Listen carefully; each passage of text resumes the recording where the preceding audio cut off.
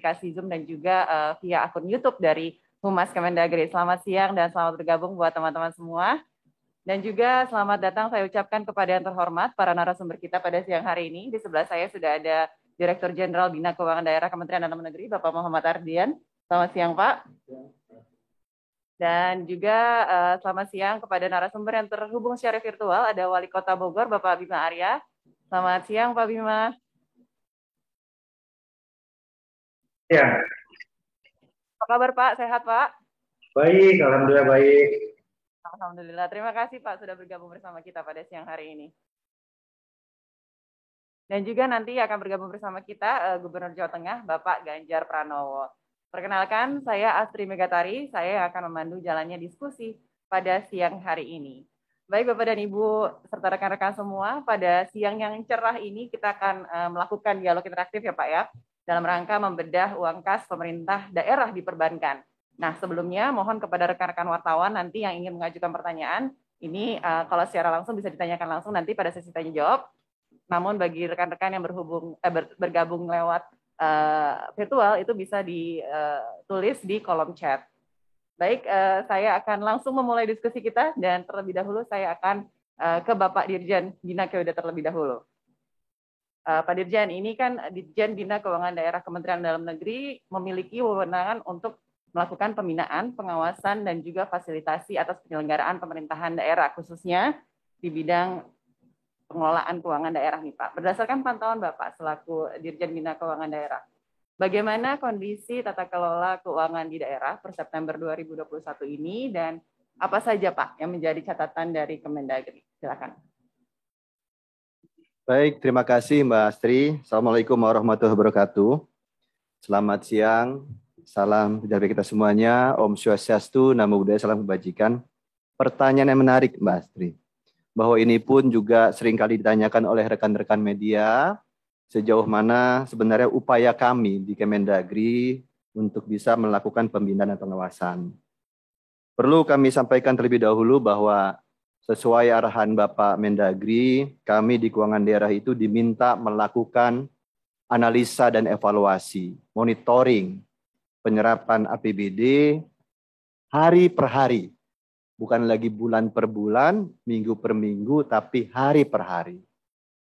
Memang banyak sekali dinamika yang terjadi di tengah pandemi COVID-19 ini yang menjadi tantangan bersama kami di pusat, apalagi rekan-rekan kami di pemerintah daerah, baik provinsi maupun kabupaten kota.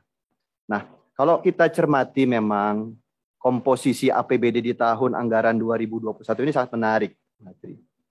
Dari kacamata pendapatan, perlu diketahui oleh rekan-rekan media, sekitar 70,35% pendapatan di APBD itu sangat tergantung kepada dana transfer, entah itu DAU, DAK, maupun dari DBH, ataupun DID, serta dana otsus. Sedangkan yang bersumber dari PAD itu sendiri hanya sekitar 27,06%. Dari pendapatan tersebut dibelanjakan untuk operasi sekitar 68,28%, di mana sekitar 403,68 triliun itu dibelanjakan untuk belanja pegawai. Bayangkan, PAD-nya 307,08 triliun, tapi belanja pegawainya ada di angka 403,68 triliun. Jadi kalau PAD untuk bayar gaji, Mbak Astri, nggak akan cukup. Minus 100 triliun. Untuk itulah pemerintah daerah sangat-sangat tergantung kepada dana transfer secara rata-rata. Walaupun ada beberapa pemerintah daerah dengan komposisi PAD-nya bisa dikatakan cukup baik. Postur pendapatannya artinya lebih tinggi PAD-nya ketimbang dana transfer. Nah, dari angka tersebut juga kita dapati belanja modal di kisaran 15,91%. Dan sisanya dibagi hasilkan kepada pemerintah daerah lainnya sekitar 14,82%. Nah, catatan kami Mbak Astri, bahwa sampai dengan tanggal 10 September, realisasi APBD pemerintah daerah ada di angka 44,39%. Sekali lagi, ada di angka 44,39%. Kalau kita perhatikan data ini Bapak Ibu, angka 44,39% ini merupakan angka atas asumsi pada saat nyusun APBD di awal tahun. Belum terprediksi akan ada gelombang kedua COVID di tanggal 15 Juli puncaknya. Belum terprediksi. Jadi kalau kita lihat, terlihat kecil, tapi coba, ada hal menarik. Kalau kita lihat realisasi di Agustus, angka realisasi secara persentase adalah 43,74%. Lebih tinggi hanya 0,7% dibandingkan Agustus tahun 2020. Tapi lihat angka rupiahnya. Angka rupiahnya lebih banyak jauh dibandingkan dengan tahun anggaran 2020. Selisih hampir sekitar 44 triliun. Angka yang bisa dikatakan besar. Jadi dari kacamata persentase mungkin tidak sebanding dengan tahun sebelumnya, tapi dari kacamata uang yang beredar jauh lebih banyak dibandingkan bulan Agustus tahun sebelumnya. Nah, karena angka realisasi yang bisa dikatakan belum optimal ini, karena memang pendapatan belanja juga terkontraksi karena pandemi, kita melihat gambar yang terjadi, adanya semacam uang kas pemerintah daerah diperbankan, yang selama ini mungkin sedang hangat-hangatnya dibicarakan di media. Data kami Bapak Ibu, ini sumber dari Bank Indonesia. Pernah ada pemberitaan di media waktu bulan Juli, 31 Juli datanya 173 triliun. Sekarang di Agustus, ternyata angkanya 178,55 triliun. Di mana di provinsi ada 56,42 dan di kabupaten kota ada 122,53 triliun. Tapi ini adalah angka pada saat 31 Agustus. Di mana yang namanya DAU sebesar 30,17 triliun itu ditransfer di akhir bulan Agustus. Begitu juga DBH sekitar 3,17 triliun. Jadi angkanya kelihatan besar. Padahal angka tersebut Bapak Ibu di 1 Juli udah berkurang hampir sekitar 48,73 triliun. Gitu loh. Namun kalau kita bandingkan saja dengan year on year, mungkin di slide berikutnya kita lihat grafiknya. Nah, ini kita bisa lihat nih. Yang hijau adalah angka uang kas Pemda diperbankan tahun 2021. Yang merah tahun 2020 dan yang biru adalah 2019. Kalau kita lihat gerakan warna hijau, dia semakin landai. Tidak naik. Bahkan kalau kita perhatikan dibanding dengan 2 tahun sebelumnya, jelas angkanya jauh turun. Hampir sekitar 40-50 triliun. Jadi dari kacamata data uang kas di 31 Agustus memang ada 178,95 triliun. Namun Mbak Astri tadi kami sampaikan, angka ini nanti di tanggal 1 itu berkurang. Berkurang. Untuk belanja gaji saja sekitar 33,63 triliun. Untuk telepon, air, listrik sekitar 2,33 triliun. Untuk belanja bidang pendidikan, honor guru pendidikan misalnya, itu ada di angka 2,95. Jadi total semua rata-rata pada saat awal bulan, seluruh kas Pemda habis sekitar 48,73 triliun. Jadi data kami di tanggal 10 September, total uang Pemda ada di angka 140,34 triliun. Nah, ini menarik Mbak Astri. Baik. Uang ini menarik. Yang menjadi pertanyaan, untuk apa uang 140,34 triliun? Betul. Meskipun tadi di awal angkanya 173 tapi sudah berkurang jadi 143 Pak, tetap aja ini kan jumlahnya sangat besar Pak. Dan ada pandangan ini seolah mengendap gitu loh Pak di bank. Sebenarnya daerah itu sengaja mengendapkan atau seperti apa Pak? Ada penjelasan Pak terkait hal ini, silakan. Baik. Ini informasi yang perlu kita pahami bersama. Jadi tadi sudah kami sampaikan Bapak Ibu. Saat ini yang namanya PAD terkontraksi. Catatan kami, dari sektor PAD hanya 3 jenis retribusi yang naik.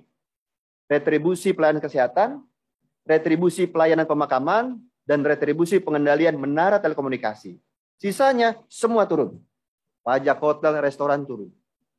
Kondisi yang sama juga dihadapkan oleh teman-teman pemerintah daerah, bagaimana dana transfer yang tadi 70% itu juga terkoreksi. Gitu. Oleh tentunya karena refocusing.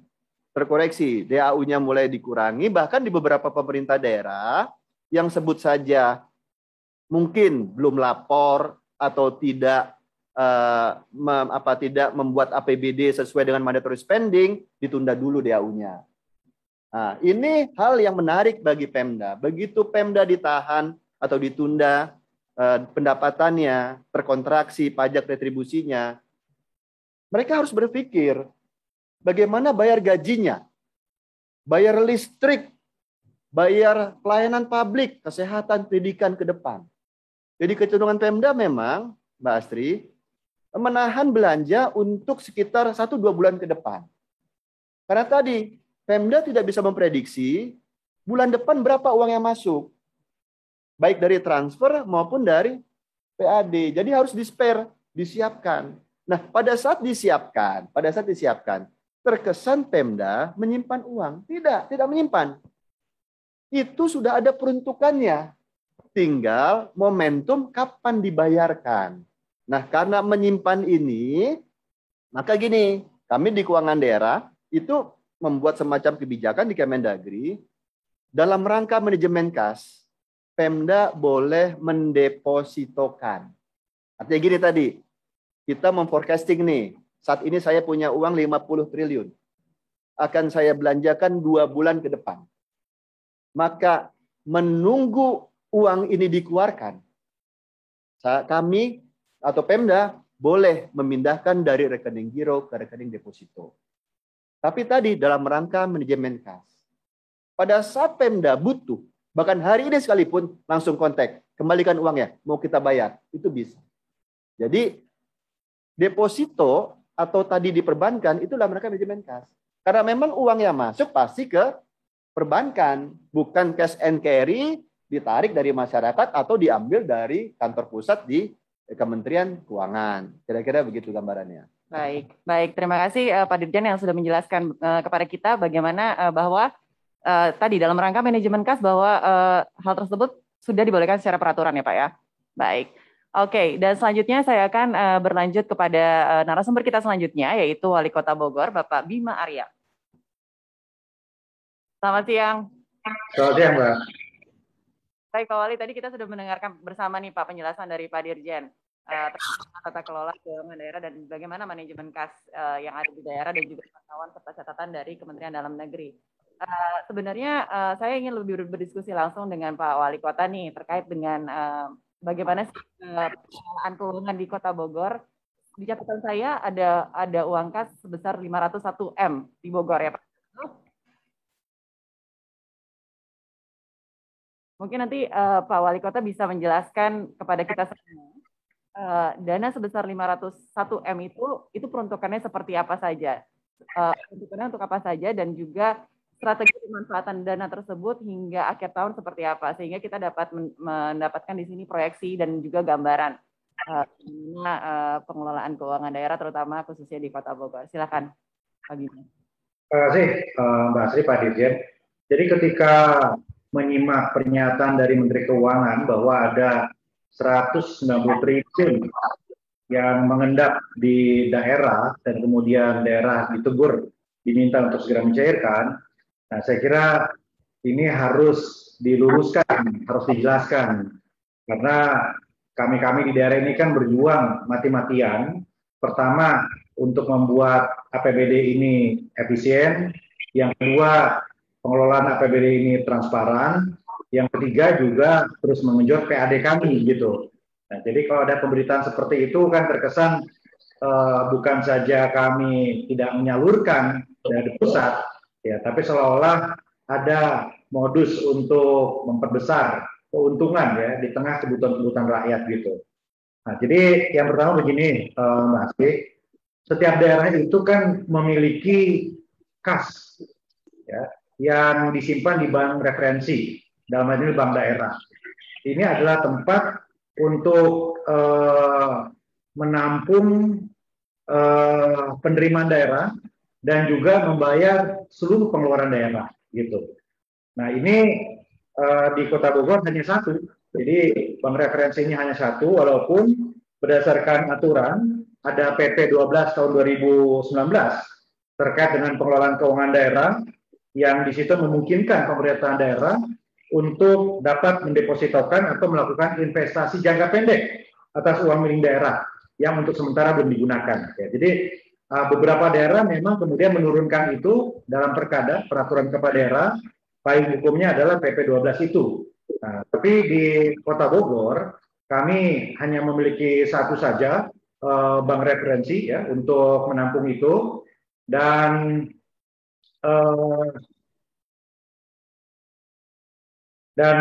kita kalau di Kota Bogor, kalau kita lihat polanya ya, Mbak Asri, dari tahun ke tahun, sejak 2014 sampai tahun 2018, kita pastikan komposisi PAD harus membaik dibandingkan dengan dana transfer. Pada tahun 2014, PAD kita 27%, kemudian dana transfernya 49%. Tetapi pada tahun 2018, PAD kita 38%, dibanding keseluruhan LBD, kemudian transfernya 46% begitu. Jadi sejak tahun 2014 terjadi peningkatan pendapatan asli daerah kita, rata-rata sekitar 100 miliar per tahun. Nah, ini sebelum pandemi.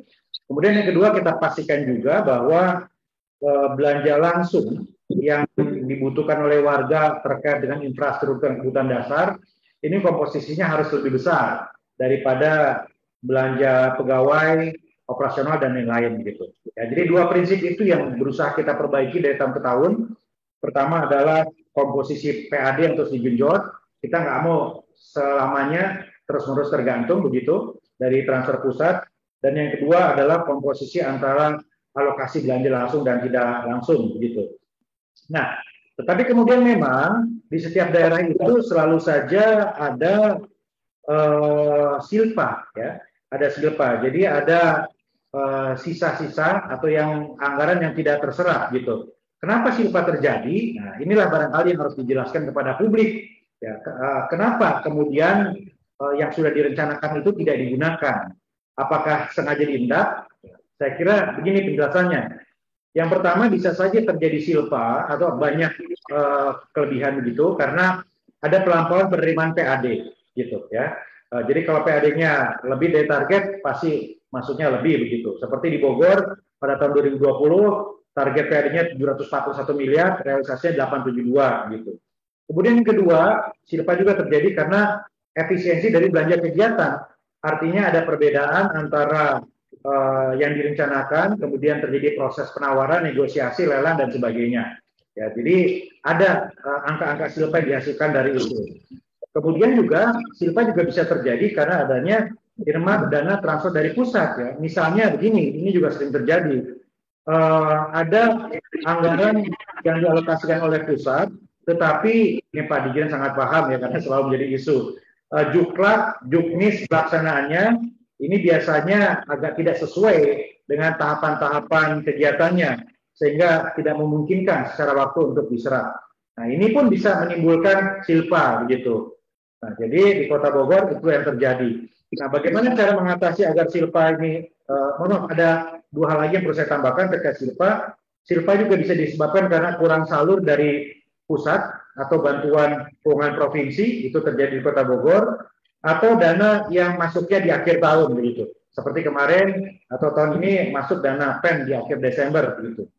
Nah, Kota Bogor dan kota-kota lainnya saya kira banyak ikhtiarnya untuk mencoba menekan angka silpa ini. Pertama, sesuai dengan instruksi Presiden agar perencanaan kegiatan diperbaiki, agar tidak terjadi gagal lelang, agar tornya, agar kontraknya diperbaiki semua begitu ya. Jadi perencanaannya dibuat lebih matang, desainnya, DED-nya segala macam lebih matang begitu.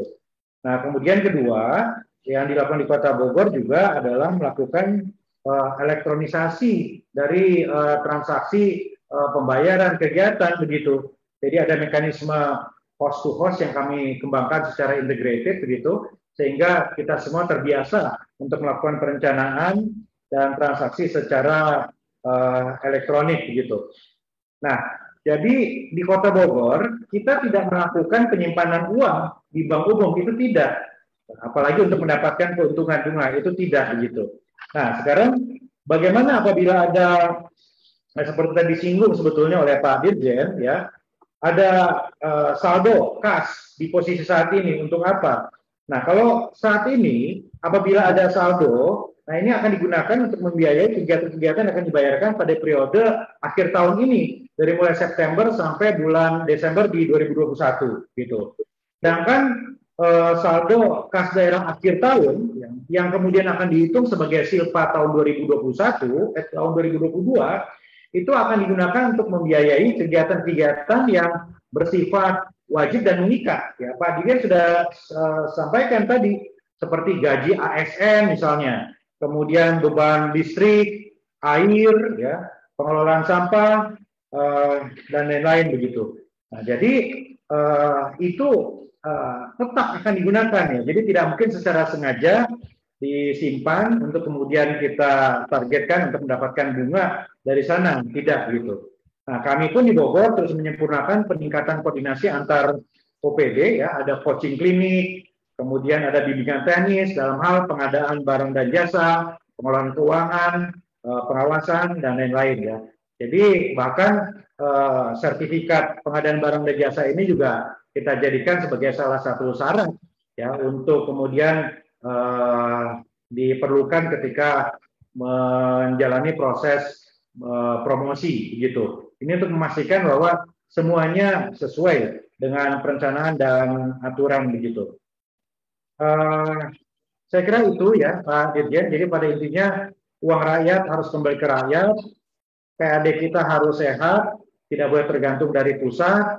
Kemudian uang yang masuk kita atur semaksimal mungkin untuk segera digunakan. Jadi tidak ada tendensi untuk dengan sengaja menyimpan untuk mentargetkan deposita bunga dan lain sebagainya. Saya kira itu. Terima kasih.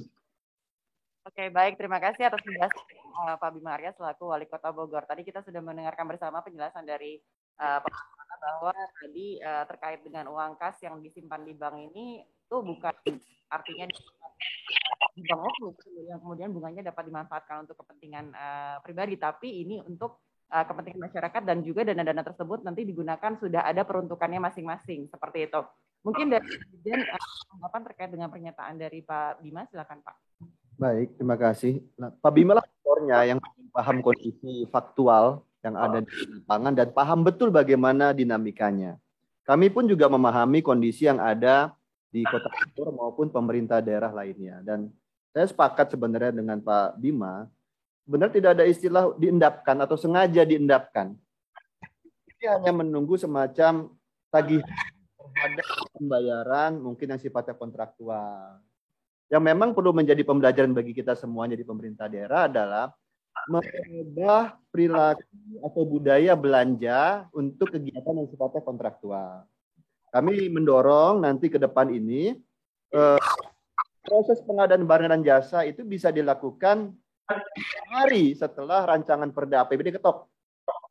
Jadi misalnya rancangan Perda ketok 30 November, mudah-mudahan di Desember awal sudah bisa Januari bisa kontrak dan serah terimanya bisa ada di Juni atau ada bahkan di Juli. Karena sekarang keterlambatan terhadap kegiatan yang bersifat kontraktual, sebut saja kontrak atau lelangnya ada di Juni, itu berdampak kepada proses belanja dengan pola seperti stick hockey effect. Hoki itu kan ada sticknya tuh, dia landai pelan sampai dengan bulan September, nanti menjelang Desember dia itu tadi pola perilaku belanja dalam ini lelang kontraktual mungkin ada di pertengahan. Kalau kita geser, mudah-mudahan ke depan akan lebih baik lagi. Dan Pak Menteri pun berkali-kali supaya Pemda bisa menyusun forecasting terhadap pendapatan belanja minimal 3 bulan. Jadi 3 bulan pendapatan berkembang, secara belanja pun juga dilakukan. Dan tadi betul, pada saat manajemen kas dilakukan, walaupun harus deposito, uangnya tetap masuk ke rekening kas Pemda. kepala daerah. Oke. Pemda untuk pelayanan publik. Seperti itu. Nah, saya mau nyampaikan data menarik nih, Mbak Asti nih. Mungkin Kang Bima juga belum. Kalau tadi awal saya nyatakan realisasi pendapatan di 10 September ada di 44,39%. Itu karena membandingkan dengan APBD 1 tahun anggaran. Tapi kalau saya hitung, Pak Wali, jika dibandingkan dengan angka yang masuk, artinya belanja dibandingkan dengan pendapatan, ini menarik. Ratanya ada di 90,45%. Hanya 9,4% saja uang yang idle karena ada, kira-kira begitu. Itu gambarannya. Baik. Gitu. Terima kasih Pak Dirjen atas penjelasannya, dan kita yang satu lagi ada Pak Ganjar Pranowo, Gubernur Jawa Tengah. Apakah sudah bergabung bersama?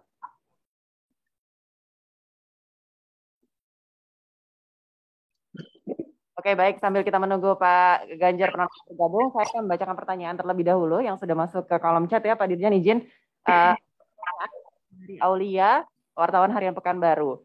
Bagaimana mengenai bunga yang disimpan oleh Pemda? Karena selama ini bunga yang didapat tidak pernah diberitahukan kalau memang benar itu untuk. Bagaimana Kemendagri mengawasi bunga yang didapat agar tidak disalahgunakan? Silakan Pak Dirjen untuk menjawab. Baik. Bunga deposito, bunga perbankan, entah giro maupun tabungan, itu masuk dalam rekening lain-lain PAD yang sah. Ada posnya. Kalau sebut saja di Bogor ada 500 miliar, naruhnya di giro, pada saat giro ada bunganya, maka kan secara jelas bahwa deposito yang kemudian ada bunganya, itu ada posnya, ada posnya di rekeningnya PAD yang ya, bisa Pak, ya? kita monitor. Oke, posnya tadi di PAD ya Pak ya? Lain-lain PAD yang sah. Lain-lain PAD yang sah, baik. Semoga itu dapat menjawab pertanyaan dari Aulia dari Pekanbaru ya. Baik, kita masih menunggu untuk Pak Ganjar untuk bergabung bersama kita.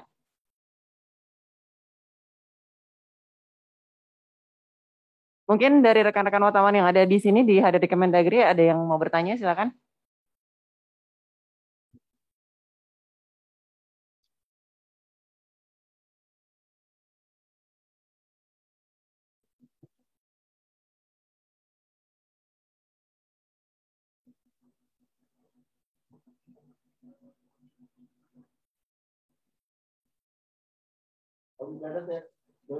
Ya. Silakan Pak. Silakan Terima Pak kasih untuk menambahkan. Mbak Astri, Pak Wali. Mudah-mudahan saya bisa memberikan gambaran yang lebih konkret lagi. Oh, sudah ada Pak Ganjar ini. Baik, baik. Selamat siang, Pak Ganjar.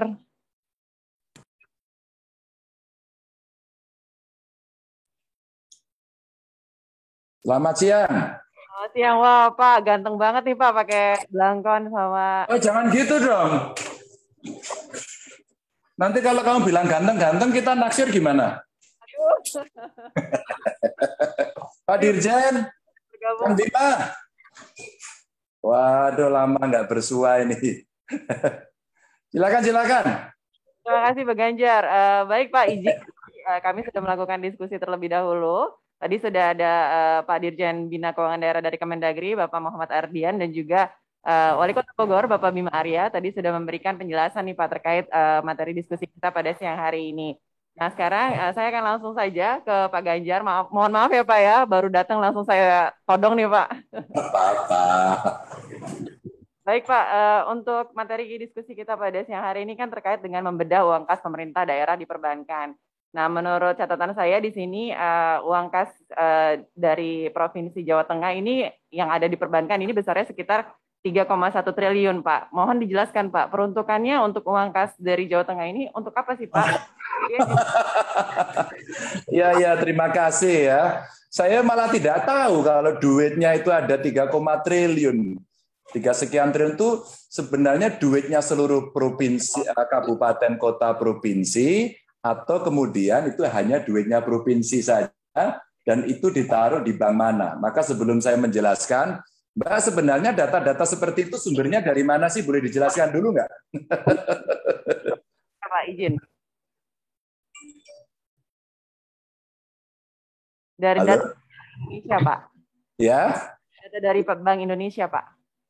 Ya, itulah sebenarnya yang selama ini tidak pernah jelas datanya sehingga menjadi satu isu-isu yang ada. Ini sebenarnya di sebelah saya juga ada, saya didampingi oleh Biro Keuangan saya. Berapa Mas duit kita yang di bank? Sekarang kita ada 2,3 triliun. Ya, kalau boleh kemudian saya sampaikan seperti apa, saya tak paparan boleh ya? Silakan Pak.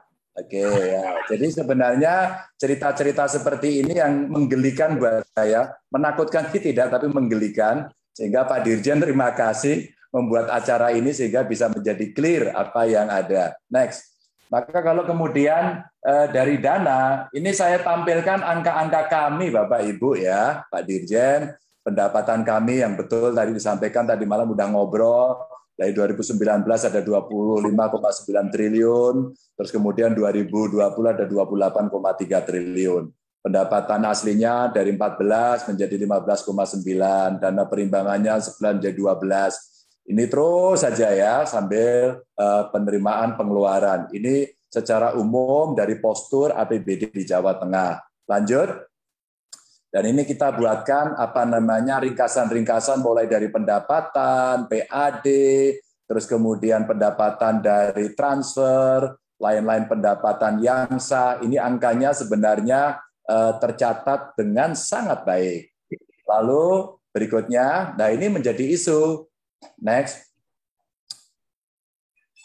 Nah, Bapak Ibu, ini uang daerah mengendap pada bank ya, apakah ini sengaja atau tidak?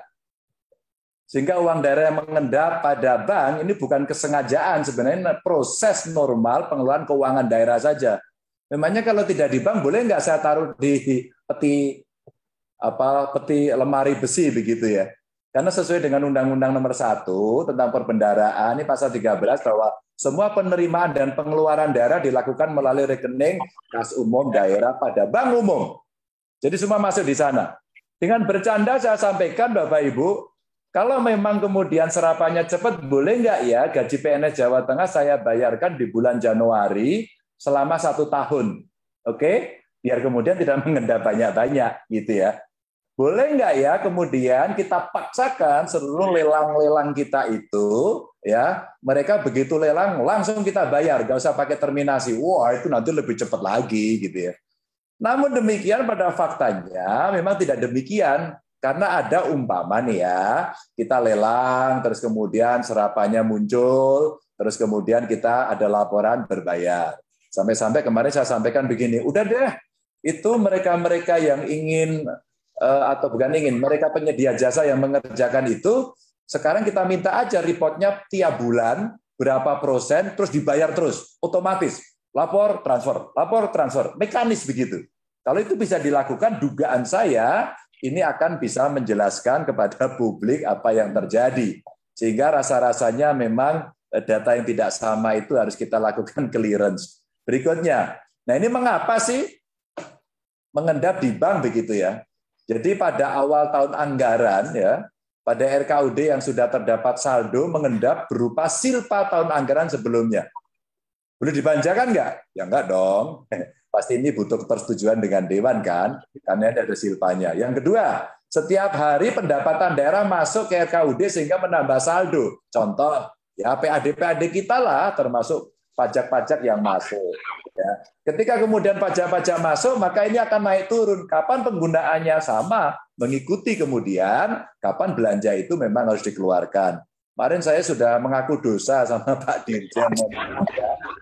Pak Dirjen saya sampaikan, karena pandemi kami mengendalikan beberapa anggaran, sehingga belanjanya tidak terlalu on time, tidak terlalu on schedule. Karena apa? Terjadilah refocusing, terjadilah kita menghitung-hitung kapan ini akan selesai, kapan tidak selesai.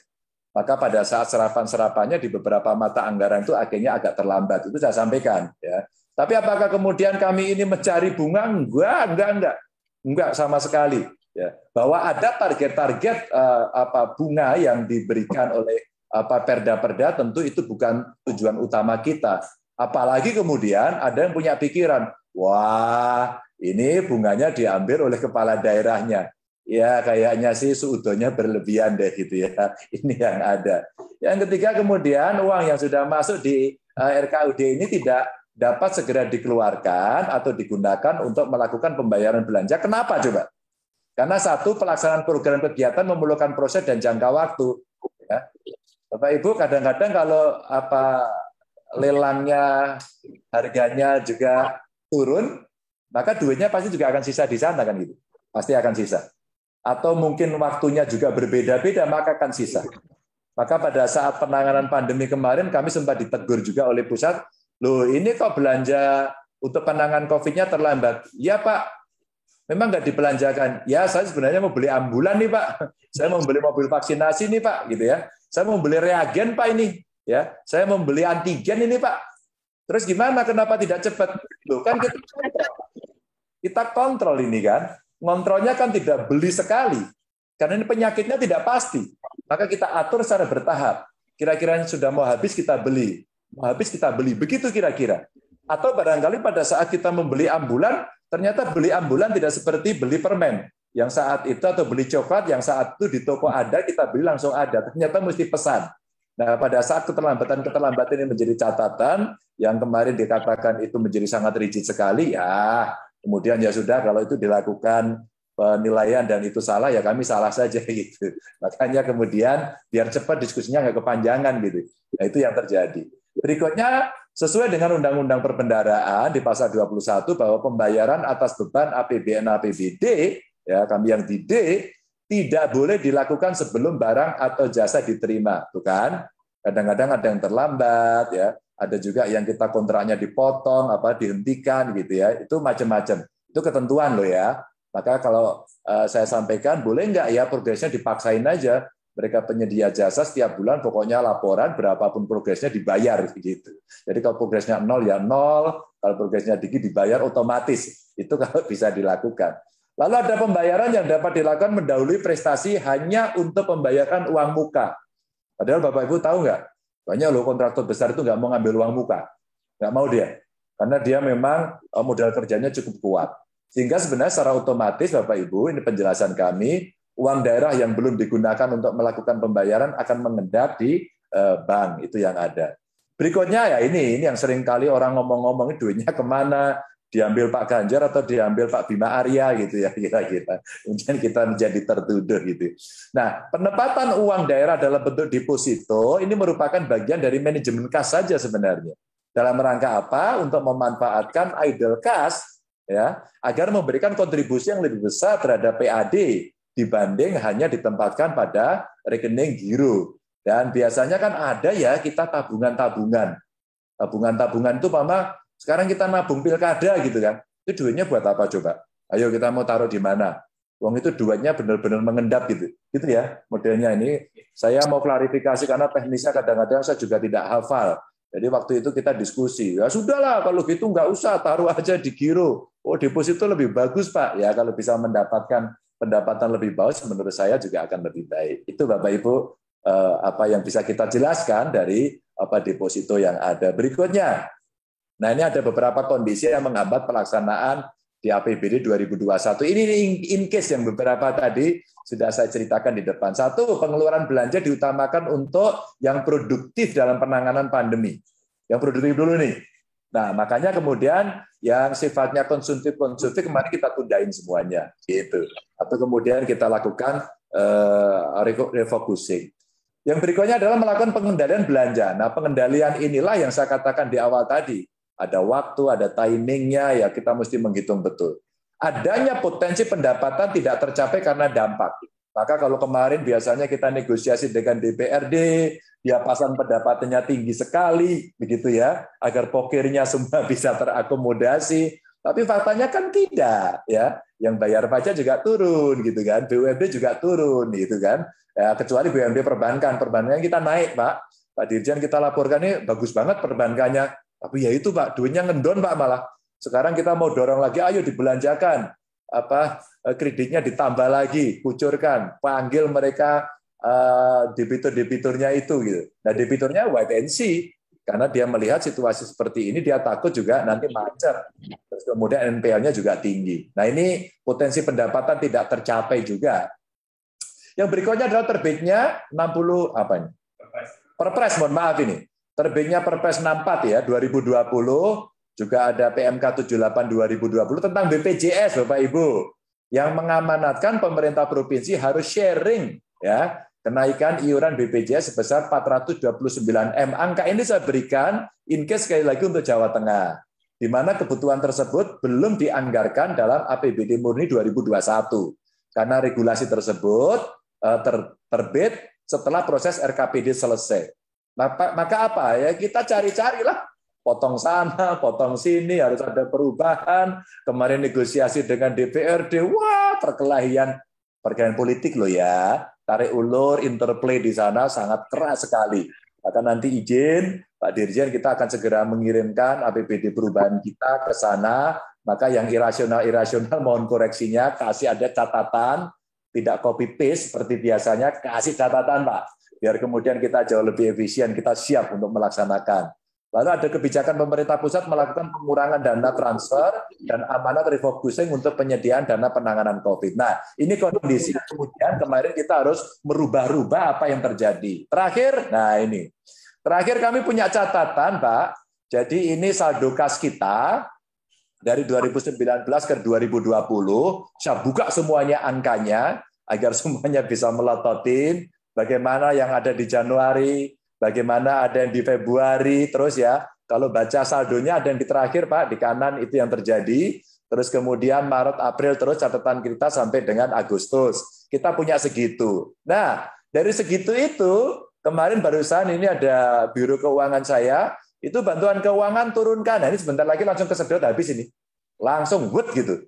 Cuma ketika bantuan keuangan beberapa kabupaten kota ternyata juga belum siap dengan lelangnya, mereka sudah lapor ke saya, Pak Ganjar kayaknya saya nggak siap, ya ini bakal ngendon lagi nih. Jadi saya mitigasi sejak dari awal. Tapi Bapak Ibu saya tidak memungkiri ya, jangan-jangan memang ada yang mereka sengaja menaruh tidak berani membelanjakan atau ingin mengambil keuntungan. Saya tidak akan defense terlalu kuat, jangan-jangan kita udah ngomong gini tempat lain ada kan kita malu. Bapak Ibu yang saya hormati, inilah sekelumit cerita yang ada dari Jawa Tengah. Mudah-mudahan bisa menjelaskan. Terima kasih, Mbak. Terima kasih Pak Gubernur Jawa Tengah, Bapak Ganjar Pranowo, atas penjelasannya. Kurang lebih hampir sama ya, Pak Dirjen, ya, penjelasannya dengan Bapak Bima Arya, Wali Kota Bogor.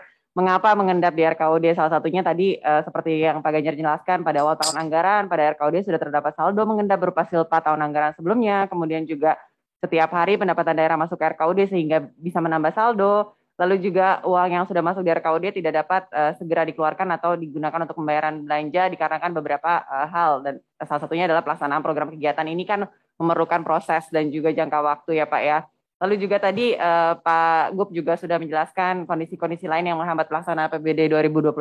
Salah satunya adalah serapannya agak terlambat karena ada refocusing anggaran ya Pak ya, seperti itu. Dan mungkin dari Pak Dirjen ada tanggapannya Pak terkait dengan penjelasan dari Pak Ganjar yang baru saja kita dengarkan bersama, silakan. Baik, terima kasih Mbak Tri. Terima kasih Mas Ganjar, Kang Bima. Ini saya menarik nih, ada info tadi statement terakhir.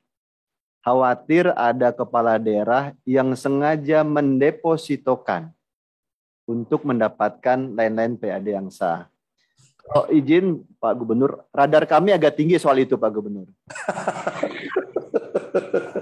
Itu ada mandatory spending, sebut saja insentif nakes, belum dibayarkan di suatu pemerintah daerah. Tapi ternyata ada rekening deposito di Pemda tersebut yang ada di perbankan. Kami berhipotesa Pak Gub itu sengaja untuk mendapatkan tambahan. Padahal tadi deposito diperkenankan, seperti disampaikan Pak Wali Kota Bogor, Pak Gubernur Jawa Tengah, itu dalam rangka manajemen kas. Pada saat diperlukan, dia deposito on call. Halo, kembalikan uangnya, langsung kembali ke rekening giut yang kemudian langsung dibayarkan. Dan tadi regulasi memang memberi ruang. Dalam rangka manajemen kas, silahkan mau taruh deposito monggo, tabungan boleh, giro pun juga tidak ada masalah. Kira-kira begitu. Nah, memang Di tengah pandemi COVID ini, teman-teman Pemda punya dinamika yang menarik. Variannya sangat tinggi. Yang ada di Bogor, di Jateng, bisa jadi nanti beda lagi di tempat lain. Nah, inilah tugas kami untuk tadi mengecek satu demi satu, hari demi hari, agar dalam pelaksanaan APBD ini benar-benar efisien, efektif, dan tepat sasaran. Gitu aja, Mas dari kami. Oke, baik. Terima kasih Pak Dirjen. Dan selanjutnya saya ingin melihat kepada kolom chat, karena kita tampaknya sudah ada beberapa pertanyaan dari wartawan di sini. Baik. Oke, ini dari mana tadi pertanyaannya?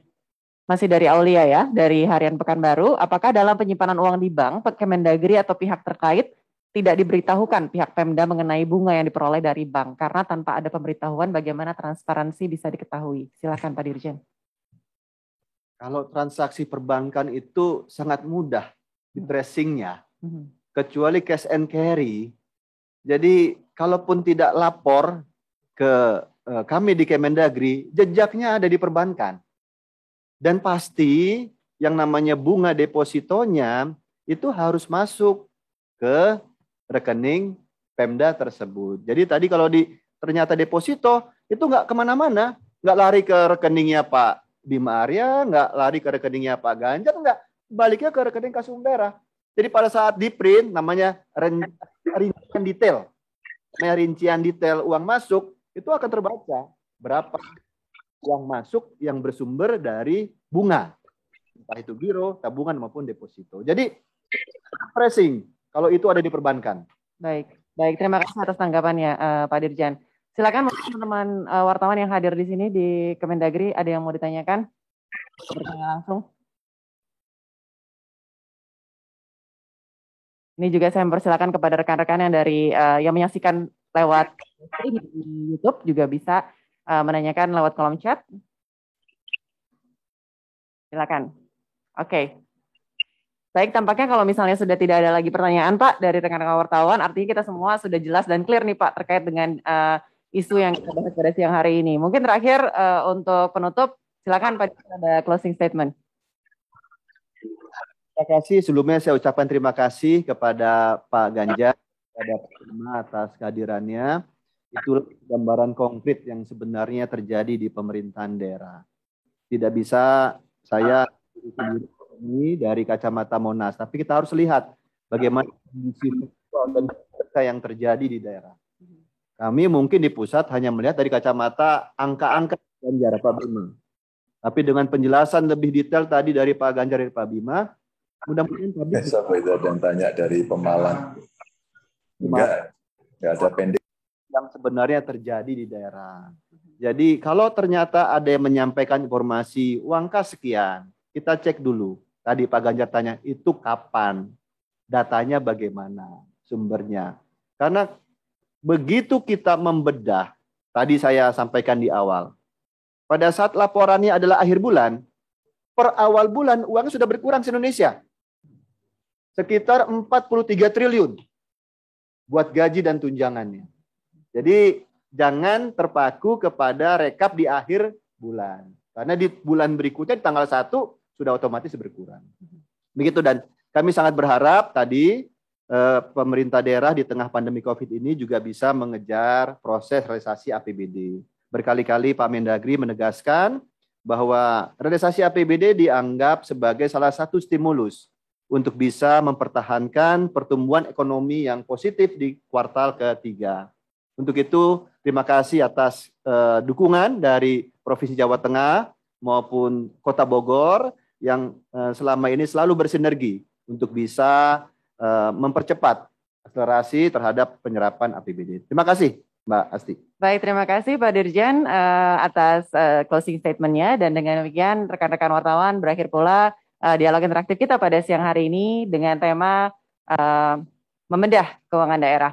Dan terima kasih saya ucapkan kepada seluruh narasumber, kepada Dirjen Bina Keuangan Daerah Kemendagri, Bapak Muhammad Ardian, terima kasih Pak. Saya juga tak lupa mengucapkan terima kasih kepada narasumber kita yang luar biasa, Gubernur Jawa Tengah Bapak Ganjar Pranowo, terima kasih Pak Ganjar, dan juga Wali Kota Bogor Bapak Bima Arya yang sudah bergabung bersama kita. Terima kasih Bapak, sehat-sehat selalu Pak ya. Dan terima kasih juga saya ucapkan kepada seluruh rekan-rekan wartawan yang sudah bergabung bersama kita di sini di Kemendagri maupun yang tergabung bersama kita via virtual di aplikasi Zoom maupun menyaksikan live streaming di akun YouTube Kemendagri Republik Indonesia. Akhir kata, saya Astri Megatari pamit undur diri. Semoga diskusi ini dapat memberi manfaat dan juga memberikan kita pemahaman yang lebih komprehensif, Pak, tentang tata kelola keuangan daerah. Saya pamit undur diri ya, Pak ya. Terima kasih semuanya, Bapak-Bapak, selamat siang. Dan untuk rekan-rekan saya mohon izin pamit. Wassalamualaikum warahmatullahi wabarakatuh.